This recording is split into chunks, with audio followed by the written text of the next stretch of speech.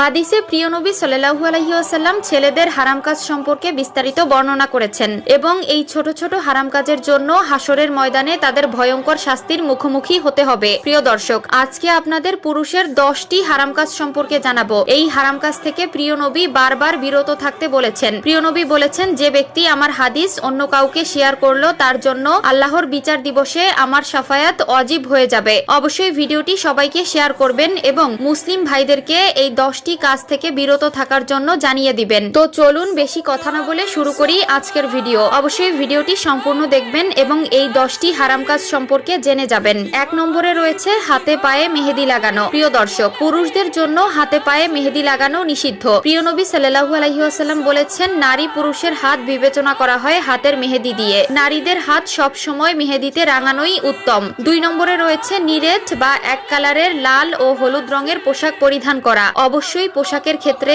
এই বিষয়ে সতর্ক থাকবেন। 3 নম্বরে রয়েছে ফ্যাশনের জন্য নাক কান ফোরানো। আজকাল অনেক ছেলেদেরকে দেখা যায় নাক কান ফোরানোর মাধ্যমে নিজেকে স্মার্ট দাবি করে, যা ইসলামে একদম নিষিদ্ধ ও পুরুষদের জন্য হারাম কাজ। অবশ্যই এ বিষয়ে সতর্ক থাকবেন। 4 নম্বরে রয়েছে প্রাপ্ত বয়স্কদের হাফ প্যান্ট পরা। হাফ প্যান্ট বলতে হাঁটুর উপরের কাপড়কে বোঝানো হয়েছে। 5 নম্বরে রয়েছে চুল দাড়িতে কালো রং করা। প্রিয় দর্শক, আজকাল অনেক পুরুষদেরকে দেখা যায় চুলে দাড়িতে কালার করতে, যা ইসলামে একদম নিষিদ্ধ ও হারাম কাজ। বয়সের সাথে সাথে চুল দাড়ি সাদা হয়ে যাবে, এটাই প্রকৃতির নিয়ম। কিন্তু প্রকৃতির এই নিয়মকে তুচ্ছ করে নিজেকে অন্য রূপে বানানো ইসলামে জায়েজ নয়। অবশ্যই এ বিষয়ে সতর্ক থাকবেন। 6 নম্বরে রয়েছে স্বর্ণ ব্যবহার করা। পুরুষদের জন্য স্বর্ণ ব্যবহার করা জায়েজ নয়। অবশ্যই এ বিষয়ে সতর্ক থাকবেন এবং এই হারাম কাজ থেকে নিজেকে বিরত রাখবেন। 7 নম্বরে রয়েছে টাকনুর নিচে প্যান্ট পরা অথবা জুব্বা পরিধান করা। 8 নম্বরে রয়েছে সিল্কের কাপড় পরিধান করা। প্রিয় দর্শক, আরো একবার বলেছিলাম, পোশাকের ক্ষেত্রে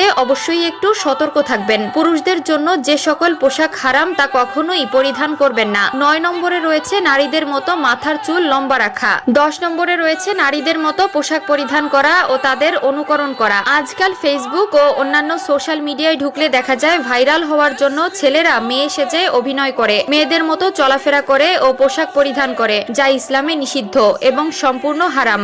এই সকল লোক কখনোই আল্লাহর নবীর শাফায়াত পাবে না। আল্লাহ পুরুষকে পুরুষের মর্যাদা দিয়েছে এবং নারীকে নারীর মর্যাদা দিয়েছে। তাই আল্লাহ যাকে যেমন বানিয়েছে তাতেই শুকরিয়া করা উচিত। আল্লাহ আমাদের সবাইকে সঠিক বুঝ দান করুক, আমিন। হাদিসে প্রিয় নবী সাল্লাল্লাহু আলাইহি ওয়াসাল্লাম ছেলেদের হারাম কাজ সম্পর্কে বিস্তারিত বর্ণনা করেছেন এবং এই ছোট ছোট হারাম কাজের জন্য হাসরের ময়দানে তাদের ভয়ঙ্কর শাস্তির মুখোমুখি হতে হবে। প্রিয় দর্শক, আজকে আপনাদের পুরুষের 10টি হারাম কাজ সম্পর্কে জানাবো। এই হারাম কাজ থেকে প্রিয় নবী বারবার